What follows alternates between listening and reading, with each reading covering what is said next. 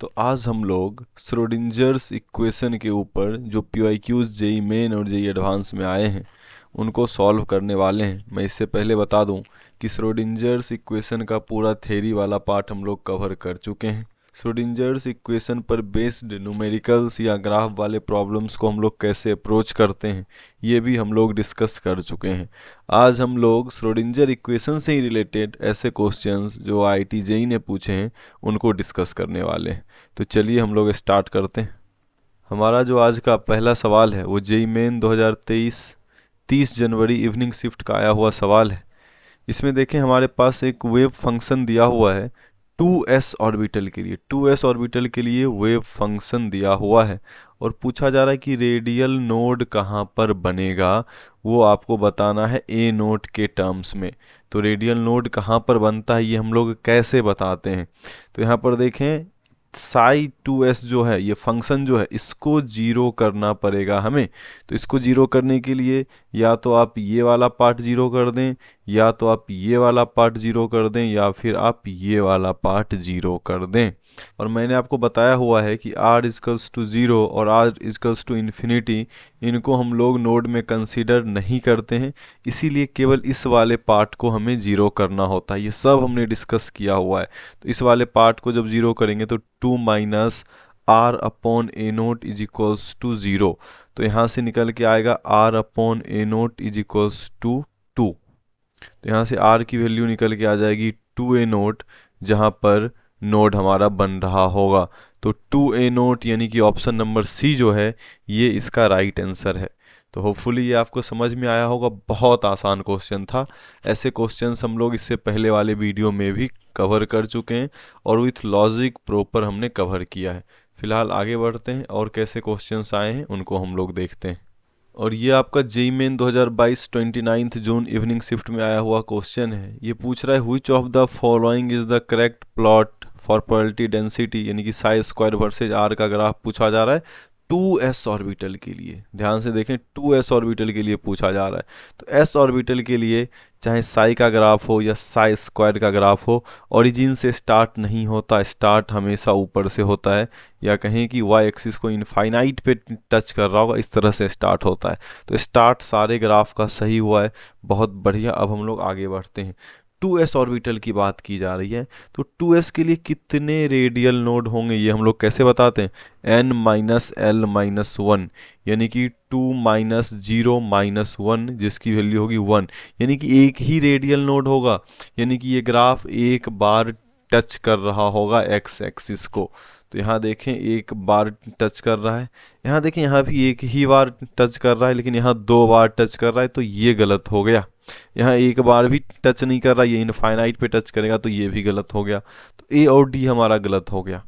अब सी में देखें कि ये साई स्क्वायर निगेटिव वैल्यू भी ले रहा है, जबकि साई स्क्वायर निगेटिव नहीं होता है। साई निगेटिव की तरफ जा भी सकता है, लेकिन साई स्क्वायर में इसको हम लोग पलट के ऊपर कर देते हैं, पॉजिटिव की तरफ कर देते हैं।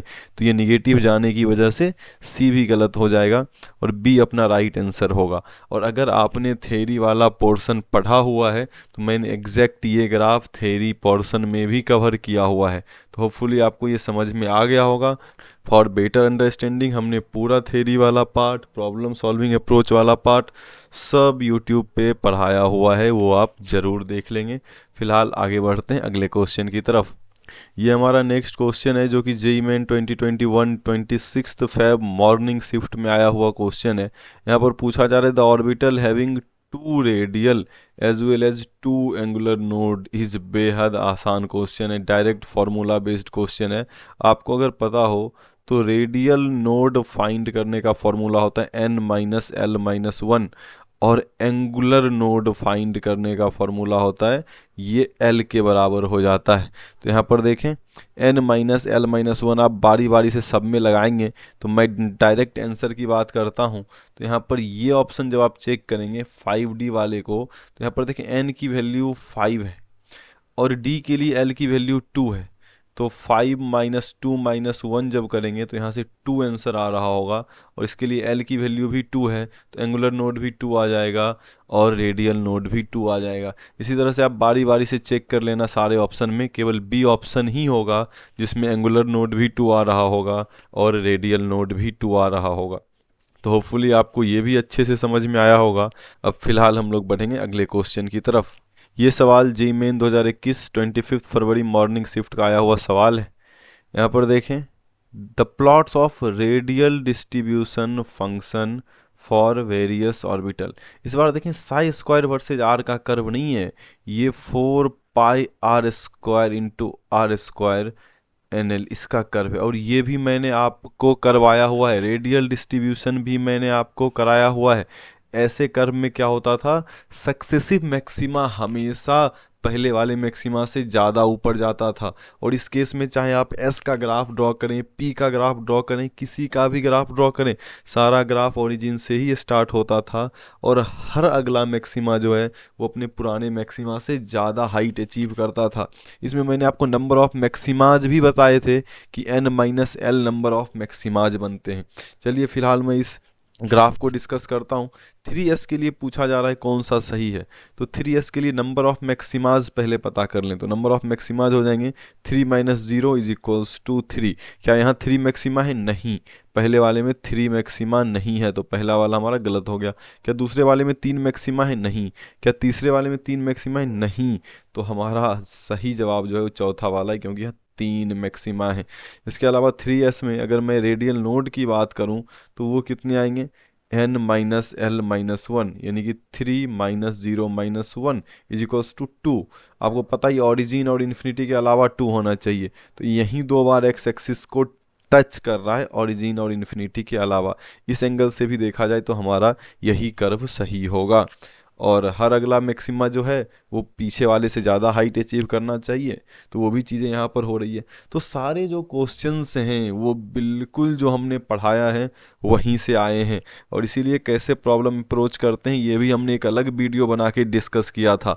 क्योंकि श्रोडिंजर एक ऐसा टॉपिक है जिसमें बहुत बच्चों को क्वेरीज रहता है, बार बार बच्चे श्रोडिंजर की सवाल में अटकते हैं, इसलिए हमने इसके प्रॉब्लम को कैसे अप्रोच करना है उसको एक सेपरेट वीडियो बनाकर बता दिया, ताकि आप सेम चीज़ों में बार बार ना अटकें। चलिए फिलहाल हम लोग अगले सवाल की तरफ रुख करते हैं। अगला सवाल देखें, जेईई मेन 2020 ऑनलाइन 5 सितंबर इवनिंग शिफ्ट का आया हुआ सवाल है। इसमें पूछा जा रहा है the correct statement about probability density. Probability density यानी कि साई स्क्वायर की बात हो रही है ना, रेडियल डेंसिटी की बात हो रही है। Except infinite distance from nucleus, ठीक है, इनफाइनाइट वाले को कंसीडर नहीं करना है। It can be 0 for 1s orbital. 1s के लिए पूछा जा रहा है, इनफाइनाइट के अलावा भी कहीं पे 0 होगा, इनफाइनाइट के अलावा भी रेडियल नोड होंगे, बेसिकली यही पूछा जा रहा है। चलिए 1s के लिए रेडियल नोड फाइंड कर लेते हैं। तो 1 माइनस 0 माइनस 1, हमने फॉर्मूला लगाया है n माइनस एल माइनस 1 का, तो यहाँ से 0 निकल के आ रहा है, यानी कि नहीं होगा कहीं पर नोड, इनफाइनाइट पर ही होगा, उसके अलावा कहीं नहीं होगा। It can be 0 for 3p orbital. क्या 3p ऑर्बिटल के लिए नोड होगा? चलिए फॉर्मूला लगाते हैं। 3p के लिए 3 माइनस 1 माइनस 1, तो यहाँ पर निकल के आएगा 1। जी हाँ, एक होगा, एक जगह होगा जहाँ पर 0 हो रहा होगा साई स्क्वायर की वैल्यू, इन्फिनिटी के अलावा भी। तो b अपना सही हो चुका है। c चेक कर लेते हैं एक बार। ये बोल रहा है कि 2s में कोई रेडियल नोड नहीं होगा। चलिए चेक करते हैं। 2s के लिए 2 माइनस 0 माइनस 1, इसका एक होगा, यहाँ भी एक आंसर आ रहा है, लेकिन यहाँ पर मना किया जा रहा है कि नहीं होगा, यानी कि ये ऑप्शन गलत हो गया। It can negative for 2p, ये साई स्क्वायर का वैल्यू है ना, प्रोबेबिलिटी डेंसिटी मतलब साई स्क्वायर की बात की जा रही है, साई स्क्वायर किसी के लिए निगेटिव नहीं होता, तो डी भी हमारा गलत हो जाएगा। तो फिलहाल आपको ये क्वेश्चन भी समझ में आ गया होगा। अब हम लोग अगले क्वेश्चन की तरफ रुख करेंगे, और ये रहा हमारा अगला क्वेश्चन, जो कि जेईई मेन 2019 12 अप्रैल मॉर्निंग शिफ्ट का आया हुआ क्वेश्चन है। इसमें देखें आपको साई वर्सेज आर का ग्राफ दिया हुआ है, जिसको यहाँ पर साई वर्सेज एक्स लिखा गया है, और इलेक्ट्रॉन पाए जाने की संभावना कहाँ ज़्यादा होगी। तो आपको पता है फाइंडिंग प्रोबेबिलिटी हमें किससे पता चलता है, साई स्क्वायर वर्सेज आर के कर्व से, और यहाँ साई वर्सेज आर का कर्व दिया हुआ है। कोई बात नहीं, आप साई स्क्वायर का कर्व ड्रॉ कर लें, वो कुछ इस तरह का होगा। जो निगेटिव वाला पार्ट है उसको भी आप उठाकर पॉजिटिव की तरफ कर दें, ये जो निगेटिव वाला पार्ट है इसको भी उठाकर ऊपर की तरफ कर दें, यही तो साई स्क्वायर वाला कर्व होगा। तो इलेक्ट्रॉन के पाए जाने की संभावना कहाँ कहाँ है, इस ए वाले रीजन में भी है और सी वाले रीजन में भी है, बस बी वाले रीजन में नहीं है। तो वही पूछा जा रहा है कि इलेक्ट्रॉन कहाँ पाए जाएंगे। तो इलेक्ट्रॉन ए वाले में पाए जाएंगे, लेकिन ओनली ए वाले में पाए जाएंगे क्या? नहीं, ए और सी दोनों एरिया में पाए जाएंगे। ओनली रीजन सी नहीं, ए और बी में तो होगा ही नहीं, बी तो नोड हो गया, बी में तो इलेक्ट्रॉन डेंसिटी 0 हो गया, तो डी ऑप्शन भी गलत है। तो इसका सही जवाब है बी, ए और सी वाले एरिया में इलेक्ट्रॉन पाए जाएंगे। तो ये भी आपको समझ में आ गया होगा। अब अगले सवाल की तरफ बढ़ते हैं। नेक्स्ट क्वेश्चन देखें, ये हमारा जेईई मेन 2019 10 अप्रैल मॉर्निंग स्लॉट का क्वेश्चन है। साई स्क्वायर वर्सेज आर का ग्राफ हमें गिवन है और पूछा जा रहा है किस ऑर्बिटल को रिप्रेजेंट कर रहा है। बहुत बढ़िया, ऑरिजिन से स्टार्ट नहीं हो रहा, इनफाइनाइट से स्टार्ट हो रहा है। तो क्या ये एस ऑर्बिटल की बात कर रहा है? जैसे इनफाइनाइट से स्टार्ट हो रहा है, ये एस ऑर्बिटल की बात कर रहा है। तो यहाँ पर अपना पी गलत हो जाएगा, ऑप्शन नंबर सी गलत हो जाएगा। यहाँ पर एक नोड भी है, चलिए किस एस के लिए एक नोड होता है? 3s की बात कर लेते हैं। 3s का रेडियल नोड हो जाएगा n-l-1, यानी कि 3-0-1। यहाँ 2 नोड हो गया, ये नहीं होगा, ये भी गलत हो गया। चलिए 2s के लिए चेक करते हैं। 2-0-1 इक्वल्स टू 1। यहाँ पर एक रेडियल नोड निकल के आ रहा है और एक ही रेडियल नोड है, तो 2s यानी कि बी हमारा राइट आंसर हो जाएगा। तो मेरे ख्याल से ये भी आपको समझ में आ गया होगा। बेहद आसान सा सवाल था ये। अब ये सवाल जो है ये हमारा जेईई एडवांस 2016 का आया हुआ सवाल है। जनरली लोग जेईई एडवांस के सवाल को देख के डर जाते हैं, घबरा जाते हैं, लेकिन देखिए कितना आसान सवाल है।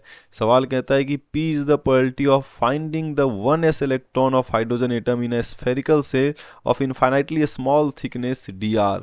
इनफाइनाइटली स्मॉल थिकनेस dr देखते ही क्या आपको रेडियल प्रोबेबिलिटी डेंसिटी का याद आया, जहां हमने एक बहुत ही पतला सेल लिया था और उसके अकॉर्डिंग हमने चीज़ें की थी। और यही वो केस है जहाँ पर हमेशा ओरिजिन से ग्राफ स्टार्ट होता था और हर अगला मैक्सिमा पुराने मैक्सिमा से ज़्यादा हाइट अचीव करता था। अगर आपको याद आ गई हो चीज़ें, तो इसी तरह से ग्राफ हुआ करती थी। कुछ इस तरह से मैं ड्रॉ करने की जो कोशिश कर रहा हूँ, कुछ ऐसा ग्राफ होता था, है ना। और इसमें नंबर ऑफ मैक्सिमा भी हमने बताया था, नंबर ऑफ मैक्सिमा का वैल्यू हम n-l से देते थे। तो चलिए चेक कर लेते हैं किस ऑर्बिटल की बात हो रही है। 1s ऑर्बिटल की बात हो रही है, बहुत बढ़िया। तो 1s ऑर्बिटल में स्टार्ट तो ओरिजिन से होगा, तो पहला गलत हो गया, दूसरा गलत हो गया, है ना। अब स्टार्ट ओरिजिन से होगा और नंबर ऑफ मैक्सिमाज कितने होंगे? n-l। तो 1s के लिए 1-0 यानी कि 1 ही मैक्सिमा होंगे। लेकिन यहाँ पर ये इनफाइनाइट पे जाके टच करता है ना। ग्राफ का नेचर ऐसा नहीं होता, ऐसा कोई ग्राफ उन्हें थोड़ी पढ़ा है, सेमी सर्कुलर, है ना। ग्राफ कुछ इस तरह से चढ़ता है। तो ऑप्शन नंबर डी हमारा करेक्ट होगा, सेमी सर्कुलर ग्राफ बिल्कुल नहीं होता। तो यहाँ पर हमारा ऑप्शन नंबर डी जो है वो राइट आंसर होगा। एक ही मैक्सिमा होगा और ग्राफ ओरिजिन से स्टार्ट होगा। तो होपफुली आपको ये भी समझ में आया होगा। तो इस तरह से हमने जेईई मेन या एडवांस के जो क्वेश्चन थे जो श्रोडिंजर इक्वेशन से रिलेटेड आए हैं वो हमने कवर किया। आपने देखा किसी भी क्वेश्चन ने 2 मिनट से ज़्यादा समय नहीं लिया होगा। वो मैं आपको एक्सप्लेन कर रहा था, इसलिए हो सकता है कुछ क्वेश्चन ने ज़्यादा समय ले लिया होगा, लेकिन जब आप सॉल्व करेंगे तो आपके लिए श्रोडिंजर का हर क्वेश्चन 1 मिनट में दम तोड़ रहा होगा। 1 minute 1.5 minute more than sufficient है। श्रोडिंजर से लोग फालतू में डरते हैं। मैं आपको फिर से रिपीट कर रहा हूँ, यदि आप जो मैंने पढ़ाया है 3 लेक्चर मात्र हमने कवर किए, 3 या 4 लेक्चर, 10.5 15 मिनट के, कुल मिला के 1 घंटे का कंटेंट है। अगर आप वो 1 घंटा देख लेते हैं तो आपको श्रोडिंजर से कोई प्रॉब्लम नहीं होने वाला है। जेईई मेन एडवांस में आने वाले हर सवाल को आप अटेम्प्ट करने की स्थिति में पहुंच चुके होंगे। तो आज के लिए इतना ही रखते हैं दोस्तों। Bye all, thank you all.